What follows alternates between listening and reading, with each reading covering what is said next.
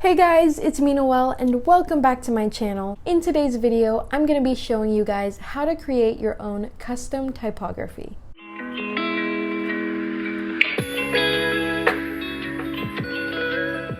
In the world we live in today, there are probably hundreds of thousands of different typefaces out there. If you're a graphic designer, you're probably familiar with that endless scroll to find the perfect typeface for your project. But sometimes what's out there just won't cut it. So in this video, I'm going to show you how to create your own unique typeface using two different methods. The first method will be customizing a pre-existing font, so just whatever's out there already, we're going to be elevating it. And the second method will be starting from scratch. Before we get into this video, I would really appreciate it if you hit that like button and subscribe button. And I'm really curious to know, leave it in the comments, what is your favorite typeface right now? Like as we speak, what are you using 24/7? What can't you get enough of? In this video, I'm going to be using my favorite creative program, Adobe Illustrator, as well as a creative pen tablet, the Wacom one. And without further ado, let's get into it.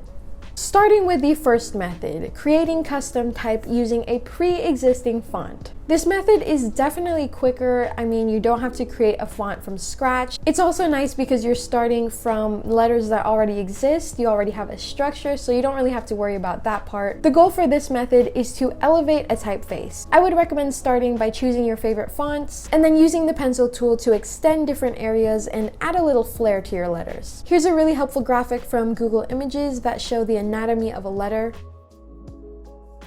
So there are ascenders, descenders, tails. Depending on the letter itself, there are different parts, but it's helpful to know what makes up a letter so you know how you can change it. Hey guys, voiceover Noelle here. So I'm just opening a new Illustrator file, and here I'm just writing custom typography. You can obviously write whatever you'd like. You can even start with the alphabet so you can practice customizing every letter. Once you find a font that you like, you're gonna select it, go to Object in the menu bar, and click Expand. This expands your text so that it is directly editable by the pencil tool. And now comes the fun part. You're going to go to your pencil tool in your toolbar and go ahead and edit different parts of the letter. For this example, I was going for organic looking letter forms. I replaced the square look with rounded, soft edges. You can also go in with the smooth tool to smooth out any areas that are a little rough. I also think color can completely transform a design, so try out different colors and have fun with it.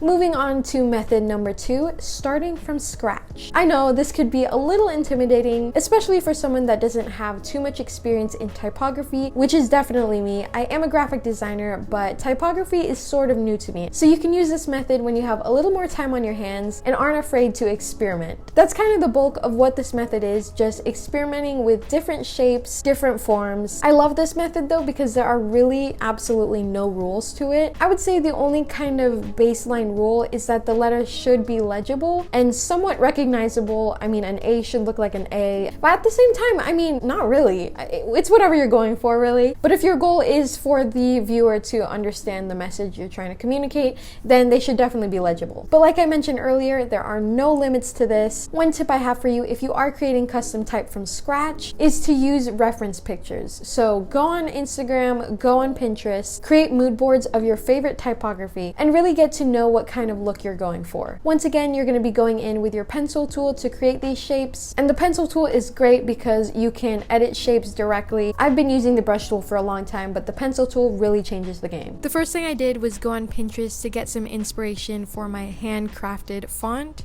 And oh my goodness, I could scroll on Pinterest for hours. There are just so many great ideas. I was really liking the kind of block letter look, so that's what I'm going to try out today. Once again, going in with the pencil tool, I'm simply sketching out the shapes of each letter.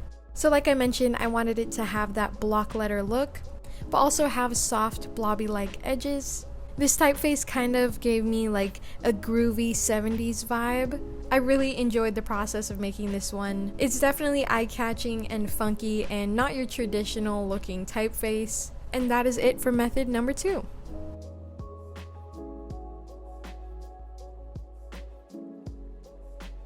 And that's it. That's how you create your very own custom typography using two different methods, starting from a pre-made font and starting from scratch. Let me know in the comments what method you prefer. For me, I think it's really fun to start from scratch because there are absolutely no bounds. You could just do whatever and have fun with it. But then I also like the structure of having a pre-made font to go off of, and it definitely is a lot quicker to customize a font that already exists. Either way, you should try out both and have fun with the process. Thank you guys so much for watching. As always, I appreciate your support, and I will see you in the next one. Bye!